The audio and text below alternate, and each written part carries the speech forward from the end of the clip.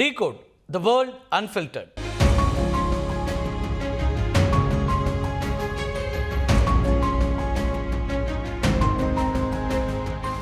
அமெரிக்க அதிபர் Donald ட்ரம்புக்கு Qatar பரிசாக அளித்த சொகுசு ஜெட் விமானத்தை ஏர்ஃபோர்ஸ் ஒன் விமானமாக மாற்றக்கூடிய பணிகள் தீவிரமடைந்து வருகின்றன.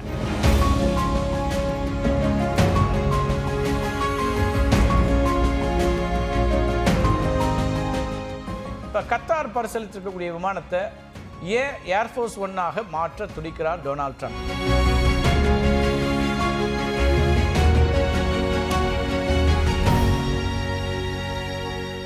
அமெரிக்க அதிபர் டொனால்ட் ட்ரம்புக்கு கத்தார் பரிசாக அளித்த சொகுசு ஜெட் விமானத்தை ஏர்ஃபோர்ஸ் ஒன் விமானமாக மாற்றக்கூடிய பணிகள் தீவிரமடைந்து வருகின்றன.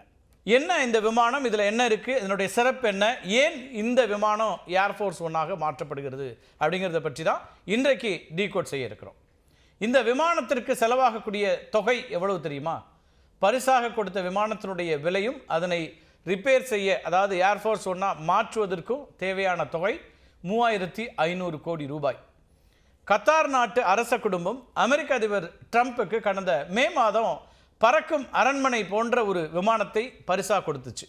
ட்ரம்புக்கு இது பரிசாக கிடைச்ச இந்த விமானம் என்ன வகை விமானம் அப்படின்னு பார்த்தீங்கன்னா, போயிங் 747-8 இன்டர்கான்டினென்டல் விமானம், அதாவது பிபிஜே அப்படின்னு அழைக்கப்படக்கூடிய போயிங் பிஸ்னஸ் ஜெட் வகையை சார்ந்த ஒரு விமானத்தை தான் அவங்க கொடுக்குறாங்க. கிட்டத்தட்ட ஒரு பங்களா, பறக்கக்கூடிய பங்களா எப்படி இருக்குமோ அவ்வளவு வசதிகள் நிறைந்த ஒரு விமானத்தை கத்தார் அரச குடும்பம் டொனால்ட் ட்ரம்புக்கு கொடுத்துச்சு.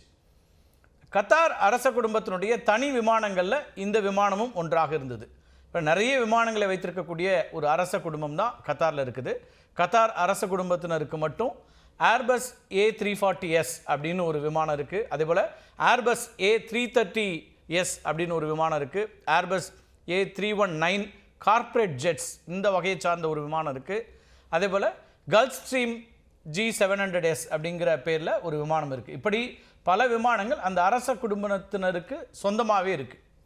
இதில் போயிங் 747-8 இன்டர்கான்டினென்டல் விமானத்தை தான் கத்தார் அரச குடும்பம் என்ன பண்ணுச்சுன்னா டொனால்ட் ட்ரம்புக்கு பரிசாக கொடுத்துருக்குறாங்க.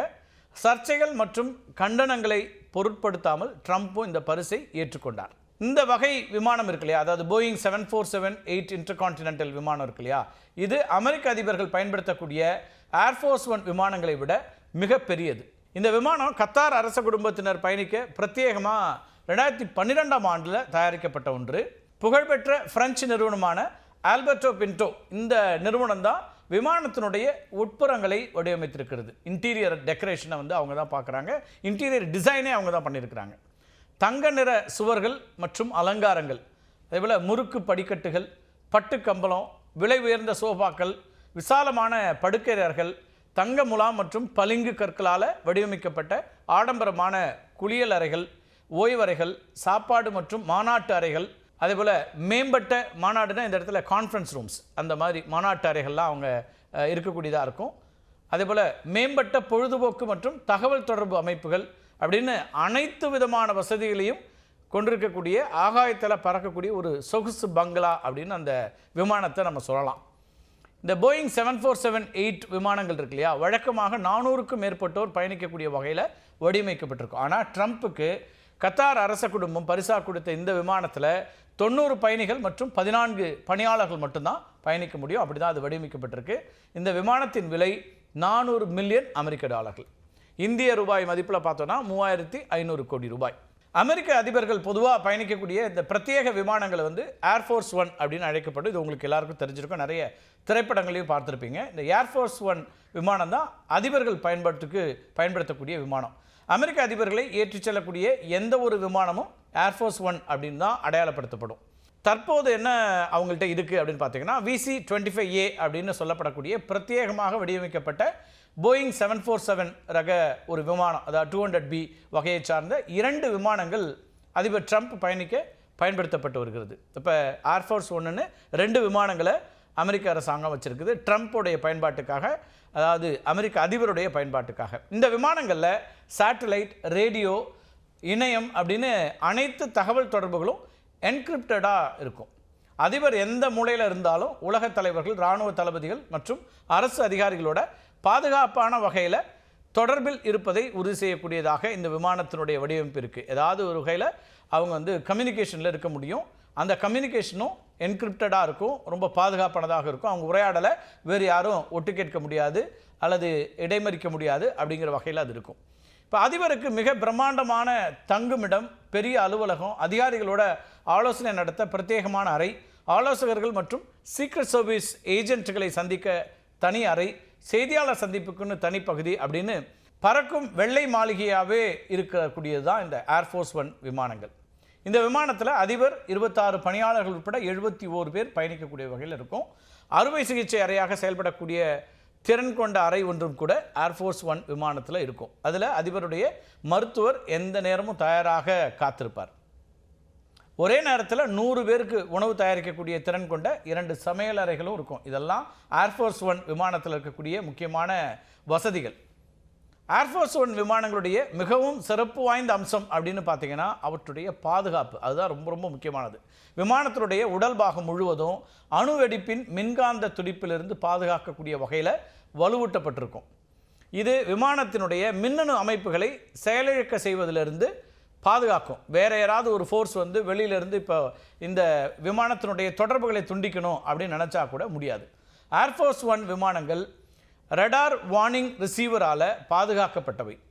இவை மற்ற விமானங்களுடைய ரடார் அமைப்புகளிலிருந்து எமிஷன்ஸ்களை கவனித்து எந்த வகையான அச்சுறுத்தல் என்ற தகவலையும் கொடுக்கக்கூடியதாக இருக்கும். அது மட்டும் இல்லை, எதிரிகளுடைய ரடார் மற்றும் தகவல் தொடர்புகளை சீர்குலைக்கக்கூடிய ஜாமர்களும் பொருத்தப்பட்டிருக்கும். ஏவுகணை அச்சுறுத்தல்களை கண்டறிந்து கண்காணிக்கக்கூடிய வசதியும் இந்த ஏர்ஃபோர்ஸ் ஒன் விமானங்களில் இருக்கும்.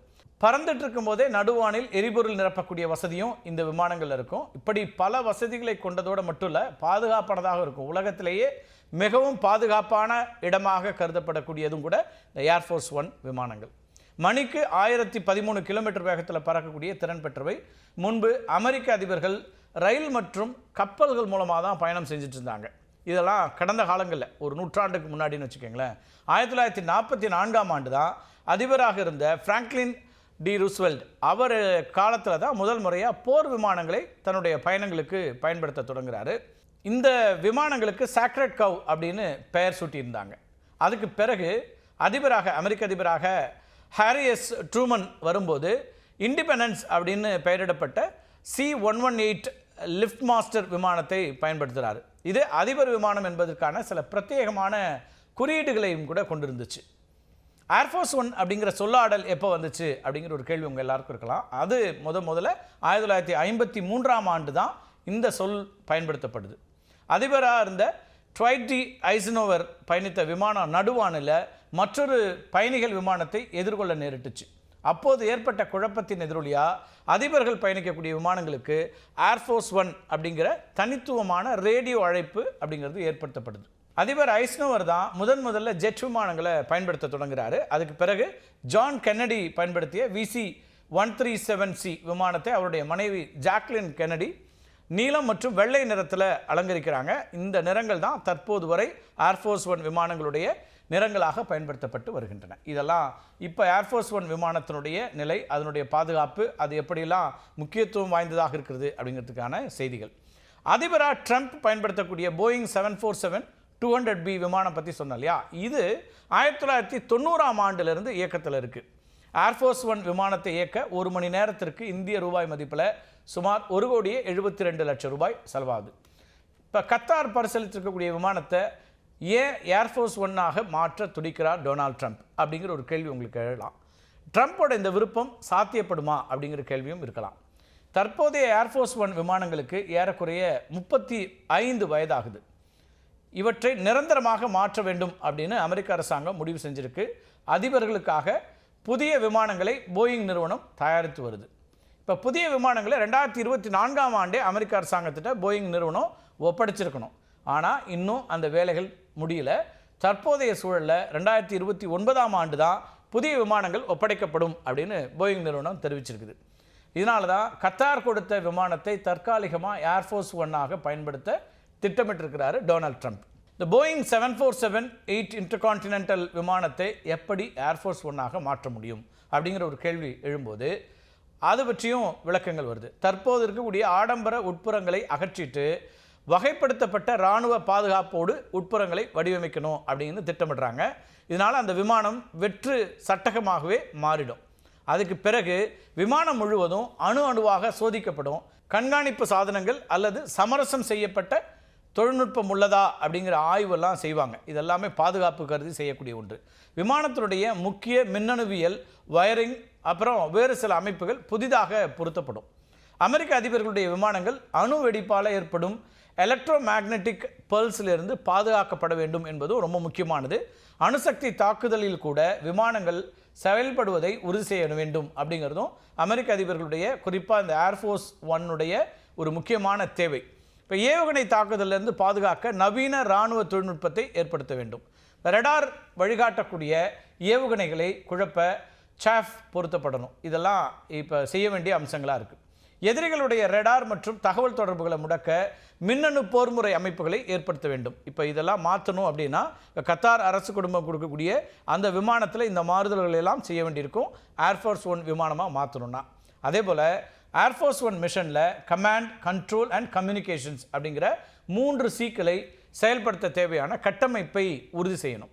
இப்போ பயணத்தில் இருக்கக்கூடிய அதிபர், இராணுவ அதிகாரிகள், உலக தலைவர்கள் ஆகியோருடன் போர்க்காலங்களில் கூட தொடர்பில் இருக்க பல அதிர்வெண் கொண்ட என்கிரிப்டட் செயற்கைக்கோள்கள், அதே போல் வானிலிருந்து வானுக்கும் வானிலிருந்து தரைக்கும் தொடர்பு கொள்ளக்கூடிய வகையில் தொலைத்தொடர்பு சாதனங்கள் இவற்றையெல்லாமும் நிறுவ வேண்டியிருக்கும். அலுவலகம், படுக்கை அறைகள் மற்றும் தனிப்பட்ட வசதிகளோடு இருக்கக்கூடிய அதிபருடைய நிர்வாக அறையின் உட்புறத்தை மறுசீரமைப்பு செய்யணும். இதெல்லாம் இவ்வளவு வேலைகளை பண்ணணும். டொனால்ட் ட்ரம்ப் ஏர்ஃபோர்ஸ் ஒன்னா இந்த விமானத்தை மாற்றணும்னு நினைக்கிறாருன்னா பாதுகாப்பு கருதி இவ்வளவு வேலைகளை செய்ய வேண்டியிருக்கும். அறுவை சிகிச்சை மேற்கொள்ளும் வகையில் பிரத்யேக மருத்துவ அறையை வடிவமைக்க வேண்டியிருக்கும். நம்ம ஏற்கனவே சொன்னோம் இல்லையா, இப்போ அவர் பயன்படுத்திட்டு இருக்கக்கூடிய ஏர்ஃபோர்ஸ் ஒன் விமானங்களில் இதெல்லாம் ரொம்ப அடிப்படை அம்சங்கள், தேவைகள். மருத்துவர்கள் எப்போதும் தயாராக இருப்பாங்க. அப்போ அதுக்கேற்ற வகையில் இப்போ கத்தார் அரச குடும்பம் கொடுக்கக்கூடிய விமானத்தையும் மாற்ற வேண்டியிருக்கிறது. அது மட்டும் இல்லாமல் தொடர்ந்து பயணிக்கக்கூடிய வகையில் நடுவானில் எரிபொருள் நிரப்பும் வசதியை ஏற்படுத்த வேண்டும். இந்த வசதி கத்தார் பரிசாக கொடுத்த விமானத்தில் இல்லை அப்படிங்கிறது முக்கியமான ஒன்று. சரி, இதுக்கெல்லாம் எவ்வளவு செலவாகும்? ஏன்னா இவ்வளவு மாற்றங்களை உண்டாக்கும் இல்லையா, எவ்வளோ செலவாகும், எத்தனை நாட்கள் பிடிக்கும்? ஏன்னா ஏற்கனவே போயிங் விமானம் நிறுவனம் நாட்கள் அதிகமாகுங்கிறதுனால தான் 2029 தான் கிடைக்குங்கிறதுனால இதை மாற்றலாம்னு நினைக்கிறாரு. அப்போ இதுக்கு எவ்வளோ நாட்கள் ஆகும் அப்படின்னு பார்த்தா, கத்தார் கொடுத்த விமானத்தினுடைய விலை 3500 கோடி ரூபாய். அதை நம்ம ஏற்கனவே சொல்லிட்டோம். இந்த விமானத்தை ஏர்ஃபோர்ஸ் ஒன்றா மாற்றணும்னா இதே அளவுக்கு செலவு பிடிக்கும் அப்படின்னு கணக்கிடப்பட்டிருக்கு. அதாவது 3500 கோடி ரூபாய் மேலும் செலவழிக்க வேண்டியிருக்கும். விமானத்தை மாற்றும் பணிகளை தற்போது L3 Harris Technologies அப்படிங்கிற நிறுவனம் மேற்கொண்டு வருகிறது. 2026ஆம் ஆண்டு இறுதியை இலக்காக கொண்டு இந்த L3 Harris Technologies இந்த நிறுவனம் பணி செய்து வருகிறது. அதாவது 2026 இந்த ஏர்ஃபோர்ஸ் ஒன் விமானமாக மாற்றி விடுவோம் அப்படிங்கிறத இலக்கு நிர்ணயிச்சிருக்காங்க. ஒரு வெளிநாட்டு அரசாங்கத்திடமிருந்து மிகவும் மதிப்புமிக்க பரிசை ஏற்றுக்கொள்வது நெறிமுறை கேள்விகளை எழுப்பியிருக்கு அமெரிக்காவில். வெளிநாட்டினருக்கு சொந்தமான விமானத்தை பயன்படுத்துவதில் பல அபாயங்கள் இருப்பதாகவும் நிபுணர்கள் தெரிவிக்கிறாங்க. பட் அஃப்கோர்ஸ் அதையெல்லாம் இவங்க சரி செய்திருவாங்க. ஏன்னா இந்த பாதுகாப்பு அம்சங்களை எல்லாம் சரி செய்த பிறகு தான் ஏர்ஃபோர்ஸ் ஒன்னாகவே பயன்படுத்த முடியும். காலக்கெடு நிர்ணயித்து விமானத்தை மாற்றுவது கடினமானது அப்படின்னும் பல பாதுகாப்பு அம்சங்களை சமரசம் செய்து கொள்ள நேரிடும் அப்படின்னு கூட நிபுணர்கள் எச்சரிக்கிறாங்க. தன்னுடைய பதவி காலத்திற்கு பிறகு, ஏன்னா முடிய போகுது, அவருக்கு பதவி காலம் இன்னும் 3 ஆண்டுகள் தான் இருக்குது டொனால்ட் ட்ரம்ப்புக்கு. அப்போ என்ன செய்வாங்க இந்த ஏர்ஃபோர்ஸ் ஒன் விமானத்தை அப்படின்னு ஒரு கேள்வி எழலாம் இல்லையா. அப்போ அவர் என்ன சொல்கிறாருன்னா, தன்னுடைய பதவி காலத்திற்கு பிறகு பரிசாக வந்த விமானத்தை அதிபர் நூலக அறக்கட்டளைக்கு நன்கொடையாக வழங்க இருக்கிறேன் அப்படின்னு டொனால்ட் ட்ரம்ப் சொல்லியிருக்கிறாரு. இப்போ கத்தார் அரச குடும்பத்தினுடைய விமானம் ஏர்ஃபோர்ஸ் ஒன் விமானமாக மாறுகிறது. அமெரிக்க அதிபருடைய பயணத்தை பாதுகாப்பான பயணமாக மேற்கொள்வதில் இப்போ கத்தார் அரச குடும்பத்தினுடைய இந்த பரிசீலிக்கப்பட்ட விமானம் தான் ஏர்ஃபோர்ஸ் ஒன்னாக மாறுதுன்னா அதில் என்னெல்லாம் நடக்குது, அது எந்த வகையிலெல்லாம் பாதுகாப்பானது அப்படிங்கிறதெல்லாம் தான் இப்போ பார்த்துருக்கோம். இது குறித்த நிறைய விமர்சனங்களும் ஒரு பக்கம் அமெரிக்காவில் வந்து கொண்டு தான் இருக்கின்றன. மீண்டும் ஒரு காணொலியில் சந்திக்கலாம் நண்பர்களே. நன்றி, வணக்கம்.